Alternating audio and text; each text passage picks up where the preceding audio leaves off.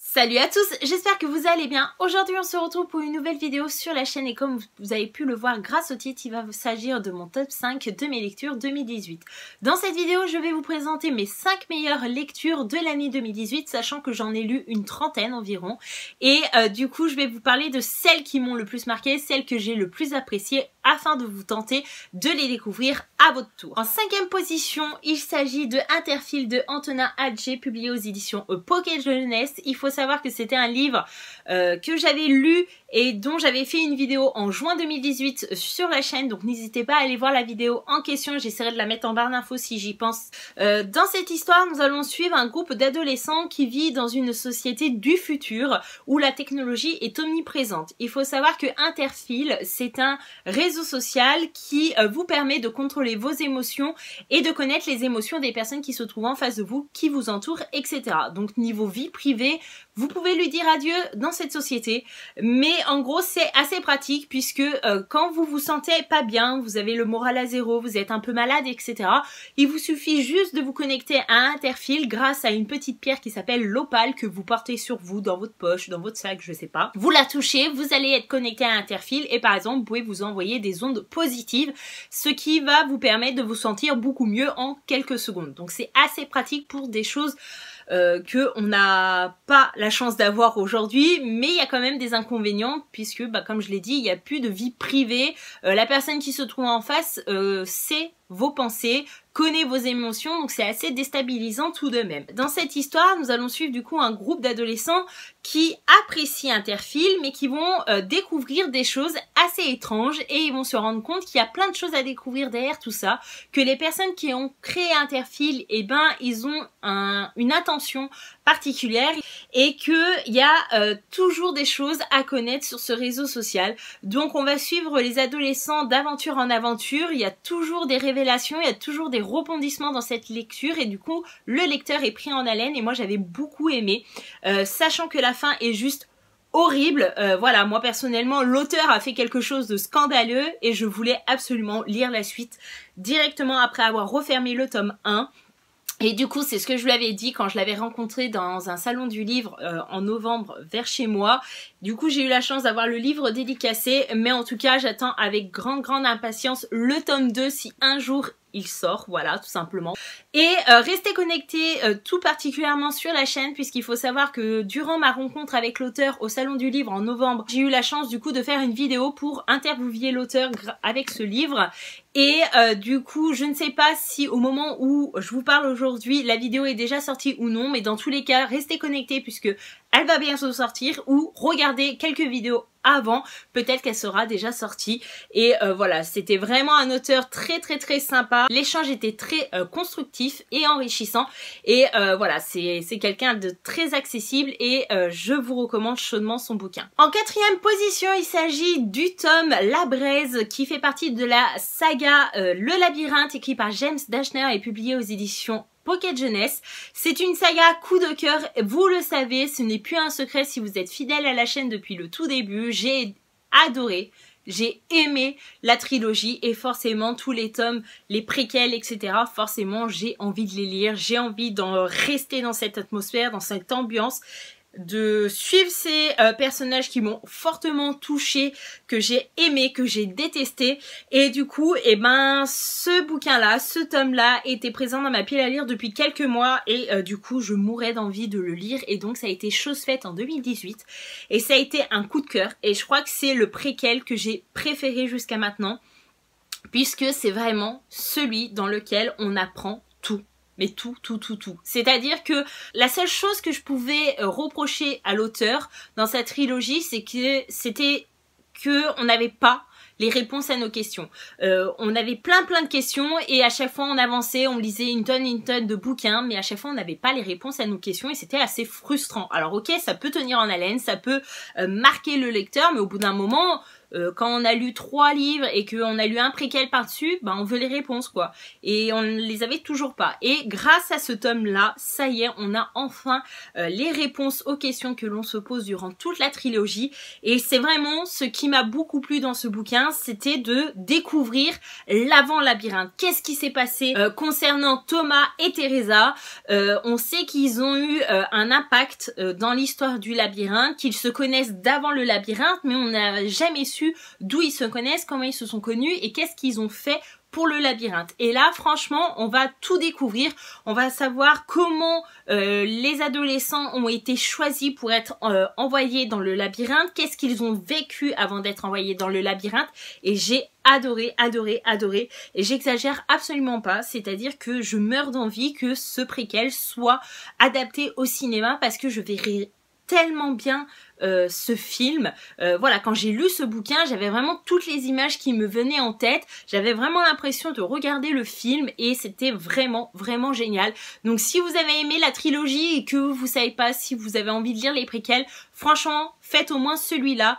Si vous lisez pas l'autre préquel, c'est pas grave. Je pense que vous pourrez largement comprendre puisqu'ils sont assez indépendants l'un de l'autre. Mais en tout cas, c'est dans celui-là où vous allez avoir toutes les réponses à vos questions. Alors, foncez. En troisième position, je vous présente ma première lecture de l'année 2018. Il s'agit de 54 minutes de Marieke Nijkamp et publié aux éditions Hachette si mes souvenirs sont bons, c'est ça.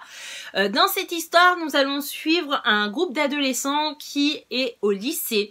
Et il va se passer quelque chose de dramatique, un jour ordinaire, c'est que Tyler, un jeune adolescent, va rentrer dans le gymnase où tous les élèves sont réunis puisque le principal ou la principale, je ne sais plus, enfin le directeur de l'établissement avait décidé de réunir tous les élèves pour leur annoncer quelque chose. Et du coup, Tyler va prendre en otage tous les professeurs, tous les élèves qui sont réunis dans ce gymnase. Il est armé et il n'hésitera pas à tirer sur ses camarades de classe, sur ses proches, sur les enseignants, sur le directeur, etc. Donc, cette prise en d'otage va durer 54 minutes et va nous tenir en haleine pendant plus de 280 pages. Moi, j'ai adoré cette histoire, même si vous pouvez bien imaginer que le thème est assez lourd, assez dramatique, assez tragique, mais ça fait partie aussi de la littérature. On peut pas toujours lire que des choses qui finissent bien, que des choses où tout est beau, tout est rose. Et voilà, j'en garde un très bon souvenir. J'ai adoré suivre les aventures de ces personnages, même si ce qu'ils vivent est assez poignant, est assez déroutant, et du coup on peut être que compatissant quand on est lecteur de ce bouquin. On a envie de leur venir en aide, mais on est impuissant puisque on est en dehors du bouquin. Mais en tout cas, si le résumé vous tente, je vous recommande chaudement ce bouquin. Vous n'allez pas le regretter, il y a toujours de l'action, il n'y a aucun ennui, et la fin est très intéressante aussi. J'en garde un bon souvenir, donc n'hésitez pas si ce livre vous tente. En deuxième position, il s'agit de Moi, Simon, 16 ans, Homo sapiens, écrit par Becky Albertalli, publié aux éditions Hachette Roman également. Donc c'est un bouquin qui était dans ma pile à lire depuis sa sortie. Je crois qu'il est sorti en 2015, voire peut-être 2016, et je ne l'avais toujours pas lu. Mais comme au mois de juin 2018, il allait être adapté au cinéma, c'était temps de le sortir de ma pile à lire pour le lire du coup avant d'aller voir le film. J'ai adoré que ça soit le livre ou le film. Comme vous pouvez le voir, il est dans mon top 5 de l'année 2018. Ici, il s'agit de l'histoire de Simon, qui est un adolescent de 16 ans et qui est homosexuel. Depuis toujours, il le sait, mais personne de son entourage le sait. C'est-à-dire que sa famille proche, donc sa sœur, ses parents ne le savent pas, ses amis non plus, son meilleur ami non plus. C'est vraiment un secret qu'il garde pour lui. Et durant un été, si mes souvenirs sont bons, il va commencer à correspondre sur internet avec un jeune adolescent de son âge qui est lui aussi homosexuel, et au fur et à mesure de la conversation, il va apprendre que cet adolescent qui se trouve en face de lui, avec qui il échange depuis pas mal de temps, eh ben, il est dans le même établissement scolaire que lui. Et du coup, ça va être un peu la chasse au trésor. Simon veut absolument connaître l'identité de cet adolescent. Mais cet adolescent n'est pas prêt à franchir le pas, il veut garder l'anonymat et il veut pas donner son identité à Simon. Donc Simon est très déçu parce qu'il s'est beaucoup attaché à cet adolescent, il est carrément limite amoureux de cet adolescent. Et du coup, ben, il est un peu partagé et l'histoire commence quand, en fait, il va pour répondre à un mail à cet adolescent sur un ordinateur qu'il a emprunté au CDI du lycée. Il a oublié de se déconnecter et il y a un gars assez con et assez affreux va passer derrière, il va lire tout l'échange et là il va comprendre que Simon est homosexuel et donc il va commencer à lui faire un chantage du genre bah ta meilleure pote elle me plaît, si tu m'arranges pas un coup je dévoile à tout l'établissement scolaire que tu es gay. Donc voilà, c'est un petit peu du chantage, du harcèlement, etc. Et du coup Simon, bah pour pas voir son secret volé en éclats devant ses camarades de classe, devant tous les élèves de l'établissement, et ben il va céder à ce chantage et il va tout faire pour faire plaisir à ce bouffon. Voilà, moi je l'appelle le bouffon parce que je peux pas aimer ce genre de personnage. Et du coup, en fait, moi, ce que j'ai beaucoup aimé, c'était le message d'espoir qu'il y avait derrière tout ça. C'est-à-dire que qu'on soit hétérosexuel, homosexuel, transsexuel, etc. On est tous égaux, on a tous droit d'être aimés et d'aimer. Et du coup, moi, j'ai beaucoup aimé. C'était vraiment un livre rempli d'espoir, de bonheur. Et à chaque fois que je retrouvais cette histoire et le personnage de Simon, j'étais vraiment super contente. J'ai souri, j'ai rigolé plusieurs fois. C'est le livre qui fait du bien et que je vous conseille de lire au printemps, durant l'été, quand il commence à faire beau, chaud et ça va vous donner la bonne humeur automatiquement. En tout cas, chose est sûre, c'est que vous devez au moins le lire puisqu'il se trouve quand même en position numéro 2 de mon top 5 2018 ou au moins de regarder le film qui est juste génial. En première position, il s'agit de la duologie, mais là je vous présente que le premier tome, In the After de Demetria Luneta, publié aux éditions Lumen. Là encore une fois, il s'agit d'un bouquin qui a été dans ma pile à lire depuis très, et je n'exagère pas, depuis très longtemps. Je me rappelle, ça c'est sûr que je l'ai acheté en 2015. Et j'ai décidé enfin de le sortir durant les vacances de la Toussaint pour Halloween, puisque j'avais fait une pile à lire spéciale Halloween où on parle de monstres, etc.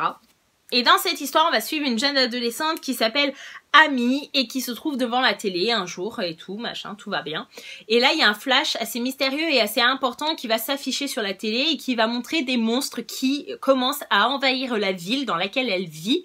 Et du coup, dès qu'ils croisent des humains, ils leur sautent dessus et les tuent, ils les mangent, etc. Donc c'est juste horrible à voir.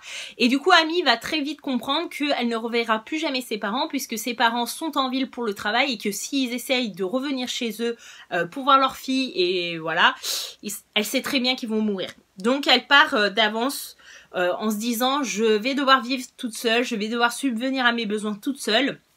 C'est ce qu'elle va faire, elle va survivre pendant des mois et des mois en restant chez elle. On va dire qu'elle a un petit peu de la chance dans son malheur puisque sa maison est plutôt confortable en fin de monde, c'est-à-dire que sa mère était un petit peu spéciale, avait décidé du coup d'installer des barrières électriques autour de sa maison, donc du coup dès que les monstres veulent attaquer la maison d'Amy, eh bien ils vont être électrocutés, donc du coup ils vont mourir, donc c'est un peu ce qui la sauve de tout ça. Mais Amy est une adolescente malgré son âge et malgré la peur, elle va prendre conscience qu'il faut faire des choses de manière différente qu'avant, c'est-à-dire qu'il faut éviter d'allumer la lumière pour pas attirer les monstres, il faut éviter de faire du bruit, donc elle va maintenant se déplacer tout le temps pieds nus parce qu'avec les chaussures on fait plus de bruit que pieds nus, elle ne va plus jamais parler. Et en fait, elle va commencer à sortir au bout de quelques mois de chez elle pour essayer de choper des vivres dans d'autres maisons, donc chez les voisins, etc., sans se faire opérer par les monstres.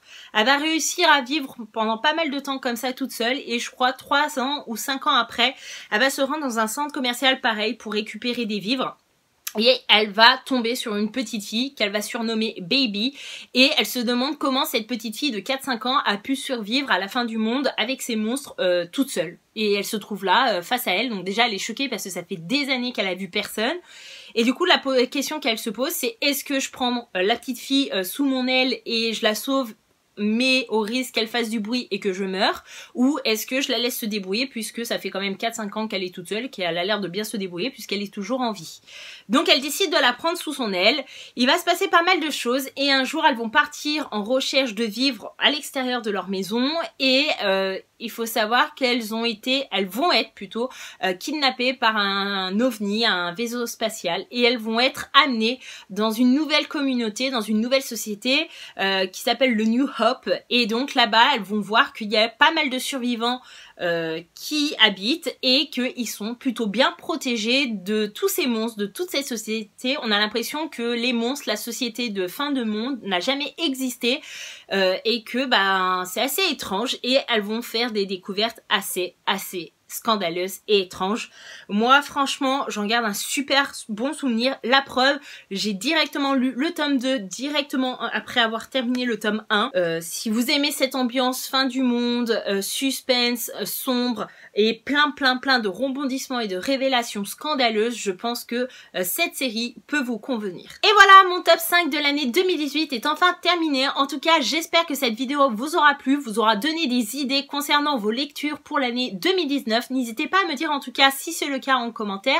Si du coup vous avez lu un de ces 5 bouquins et ce que vous en avez pensé, je serais ravie d'échanger en commentaire avec vous. En tout cas, je vous dis merci d'avoir regardé cette vidéo. Je vous fais de gros bisous et je vous dis à bientôt dans une prochaine vidéo. Bye bye!